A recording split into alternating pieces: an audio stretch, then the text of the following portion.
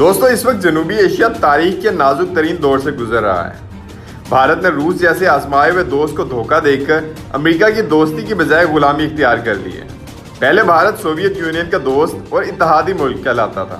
جس نے 1971 میں مشرقی پاکستان میں بھارتی فوجی مداخلت کی مدد کرتے ہوئے علیحدگی کے عمل میں امریکہ کے 7ویں بحری بیڑے کی مداخلت کو روکنے کے لیے اپنا بحری بیڑا اور آبدوزیں ایکشن کے لیے تیار کر دی تھی۔ اگر امریکہ کا 7واں بحری بیڑا ذرا بھی آگے آتا تو سوویت یونین کی افواج جنگ کے لیے بالکل تیار تھیں۔ امریکی روسی فوج کے ڈر سے خاموش تماشائی بنے رہے۔ بھارت کی بدقسمتی کہ وہ روس جیسے وفادار دوست کو چھوڑ کر امریکہ کی گود میں جا بیٹھا، اور امریکہ بہادر جو 20 سالہ افغان جنگ میں بدترین شکست کے بعد پسپائی اختیار کر رہا ہے، اب علاقے میں بھارت کو اسرائیل کی طرح اپنا جانشین بنانا چاہتا ہے۔ لیکن بھارت لداخ میں چین کے ہاتھوں ہزاروں میل علاقہ کھونے کے بعد دنیا کے سامنے جھوٹ بول رہا ہے، جبکہ پورے ہندوستان میں گزشتہ سال جون سے اب تک لداخ اور فنگر 1 سے 4 تک چینی فوج کے مکمل قبضہ اور ان کی موجودگی کے خلاف احتجاج ہو رہا ہے، اور حکومت بالکل خاموش ہے کیونکہ ان کے پاس کوئی جواب نہیں ہے۔ اس خفت کو مٹانے کے لیے اب بھارت نے ایک نئی پلاننگ کی ہے، جس کے تحت ڈرون حملے کو چین اور پاکستان سے جوڑ کر حملے کے منصوبے بنائے جا رہے ہیں، اور بھارت پاکستان پر حملہ کرنے والا ہے۔ ISI کی تہلکہ خیز رپورٹ جاری ہو گئی ہے۔ بھارت نے ڈرون حملے کا بدلہ لینے کی خطرناک پلاننگ کر لی ہے۔ پاکستان کی تمام افواج کو ہائی الرٹ کر دیا گیا ہے۔ بھارت کشمیر کے حوالے سے کیا سازش کرنے جا رہا ہے، اہم ترین حقائق سامنے آ گئے ہیں۔ معزز دوستو، تازہ ترین اطلاعات یہ ہیں کہ بھارت پاکستان پر حملے کی تیاریاں کر رہا ہے، اور پلوامہ جیسے ڈرامے کا سہارا لے کر بھارت کشمیر کے بارڈر پر بڑی کارروائی کا ارادہ رکھتا ہے۔ یہ تہلکہ خیز خبر پاکستانی خفیہ ایجنسی ISI نے بریک کی ہے۔ گزشتہ روز پاک فوج کی اعلیٰ کمانڈ نے حکومت وقت تک یہ خبر پہنچائی کہ بھارت جنگی تیاریوں میں مصروف ہے، اور کشمیر کے بارڈر پر چھیڑ خانی کرنے کے لیے بڑا اسلحہ کشمیر منتقل کیا جا رہا ہے۔ بھارتی ایئر بیس پر ہونے والے ڈرون حملوں کا بدلہ پاکستان سے لینے کی مذموم کوششیں عروج پر ہیں۔ بھارتی فوج کے افسران نے الزام لگایا کہ ڈرون حملہ چین کی جانب سے کیا گیا، مگر حملہ آور ڈرون نے پاکستان سے پرواز بھری، اور اسی وجہ سے بھارت اب بدلے کی آگ میں جل رہا ہے۔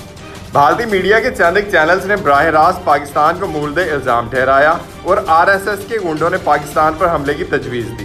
جس پر دودھ کی دھلی مودی سرکار نے فوری ایکشن لیا، اور اب محاذ پر خطرناک گیم کھیلنے کی تیاریاں جاری ہیں۔ پاکستانی خفیہ ایجنسی کو موصول ہونے والی اطلاعات کے مطابق بھارت نے سری نگر اور مقبوضہ وادی کے بڑے شہروں میں اسلحہ ڈپو بارود سے بھر لیے ہیں، اور اب پلوامہ جیسے ڈرامے کو رچانے کی پلاننگ کی جا رہی ہے، جبکہ بعض دفاعی ماہرین کا کہنا ہے کہ حالیہ ہونے والا ڈرون حملہ بھی بھارت کی پلاننگ میں شامل ہے، اور یہ حملہ خود مودی سرکار نے کروایا تاکہ اسے بہانہ بنا کر پاکستان پر چڑھائی کی جا سکے۔ تاہم چین کے رد عمل کی وجہ سے بھارت اجلت میں کوئی قدم نہیں اٹھا رہا، کیونکہ بھارت جانتا ہے کہ اگر اس نے کچھ ایسا کرنے کی کوشش کی تو چائنا اسے زبردست جواب دے گا۔ تاہم بھارتی فوج کی جانب سے کشمیر میں اسلحہ کے ڈپو بھرنے کا مقصد سوائے جنگ کے اور کچھ نہیں ہو سکتا۔ یہی وجہ ہے کہ پاکستان نے اپنی تمام تر فورسز کو ہائی الرٹ کر دیا ہے تاکہ بھارت کو اسی کی زبان میں جواب دیا جا سکے۔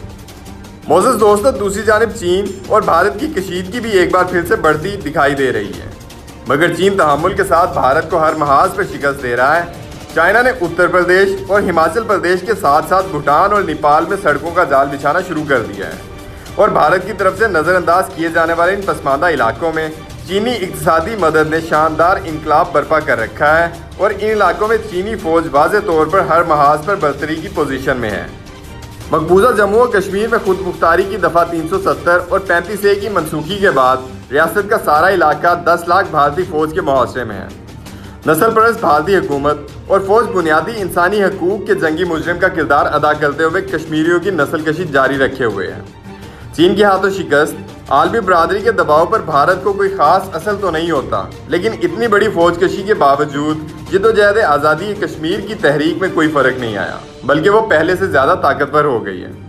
نریندر مودی اور اس کے گنڈا گرد گینگ نے بین الاقوامی تنقید سے راہ فرار اختیار کرنے کے لیے کل جماعتی کانفرنس طلب کی، لیکن چند نئی اور کٹ پتلی پارٹیوں کے علاوہ فاروق عبداللہ، محبوبہ مفتی اور کانگریس کے رہنماؤں نے واضح ایجنڈا نہ ہونے، خود مختاری کی بحالی کی یقین دہانی اور ریاست کی حیثیت بحال ہونے تک کسی بھی قسم کے تعاون یا بات چیت سے انکار کر دیا ہے۔ دوسری جانب امریکہ بہادر نے افغانستان سے پسپائی کے بعد حسب سابق پاکستان سے ہوائی اڈے حاصل کرنے کے لیے دباؤ ڈالا،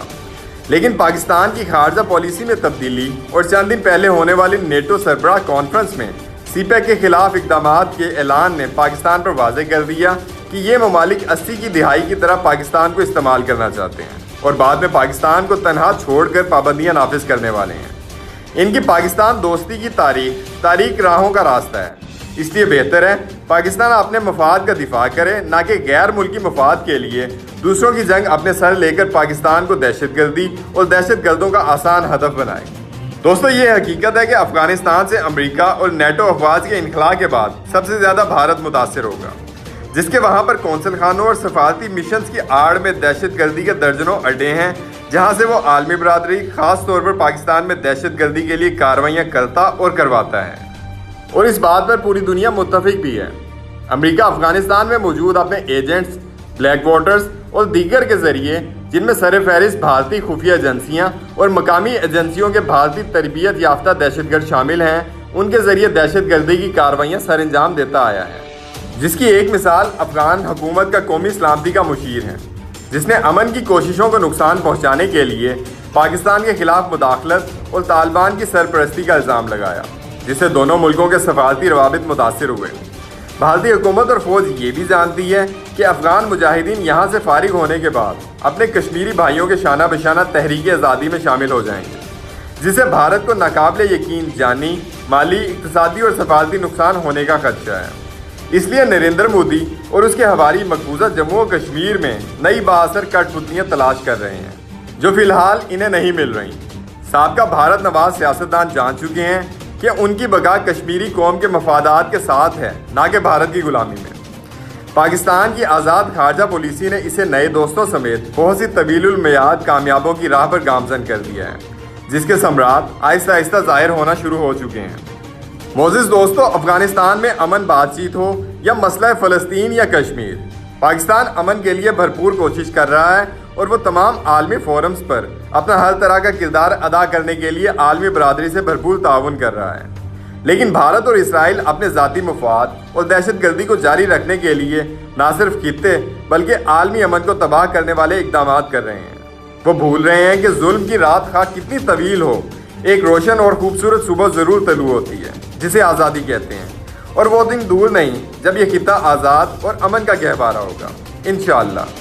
ناظرین، آج کے لیے اتنا ہی۔ امید کرتا ہوں کہ آپ کو ہماری یہ ویڈیو بہت پسند آئی ہوگی۔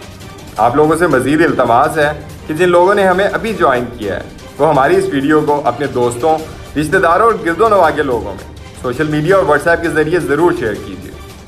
مزید ہماری حوصلہ افزائی کے لیے لائک اور کامنٹ بھی کیجیے گا۔